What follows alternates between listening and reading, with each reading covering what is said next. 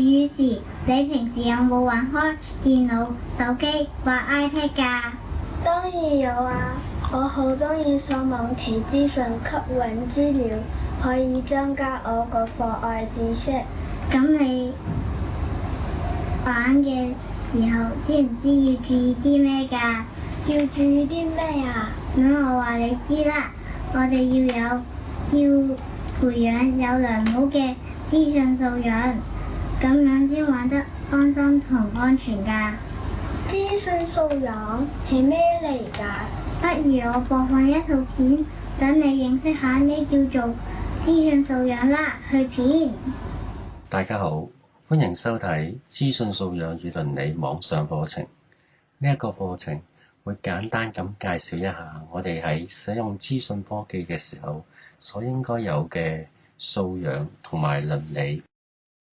資訊科技為我哋日常生活帶嚟唔少嘅便利，可以為我哋提供各式各樣嘅資訊，但係我哋係咪真係識得正確咁喺適當嘅時候使用呢一啲嘅新科技去獲得我哋真正需要嘅資訊呢？我哋得到嘅資訊之後，又係唔係識得點樣正確咁使用資訊？呢個時候，資訊素養同埋倫理就顯得重要啦。而家先同大家探討一下何謂資訊素養。一般嚟講，資訊素養係指同資訊相關嘅能力、認知同埋理解，大致上可以分為以下4個主要部分。一、確認所需資訊，即係理解問題所需要嘅資訊，同埋籌劃點樣去尋找到呢一啲嘅資訊。第二、尋找資訊，學識利用網絡上嘅檢索功能尋找所需嘅知識。3、評估資訊，分別資訊嚟嘅來源同埋真偽。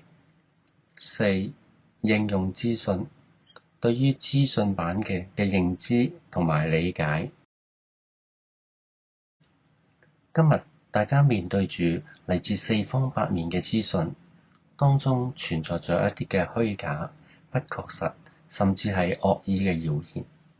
我哋需要一個過濾器，將一啲唔確實嘅資料過濾，留低一啲真確同埋有用嘅資訊。就好似圖片所表示咁樣，0係代表不確實，1係代表真確。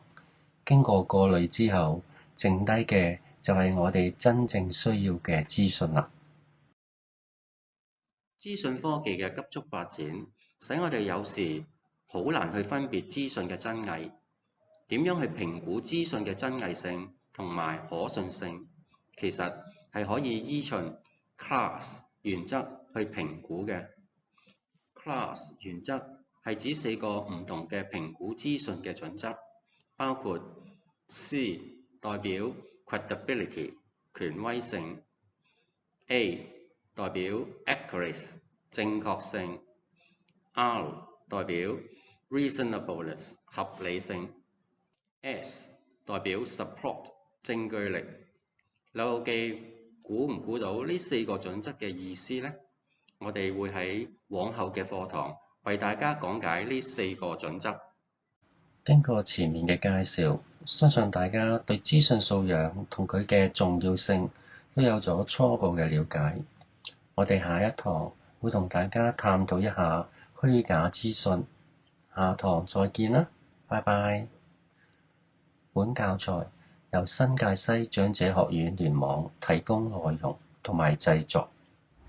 睇完段片，希望各位同學都能培養出良好嘅資訊素養。下次見，拜拜。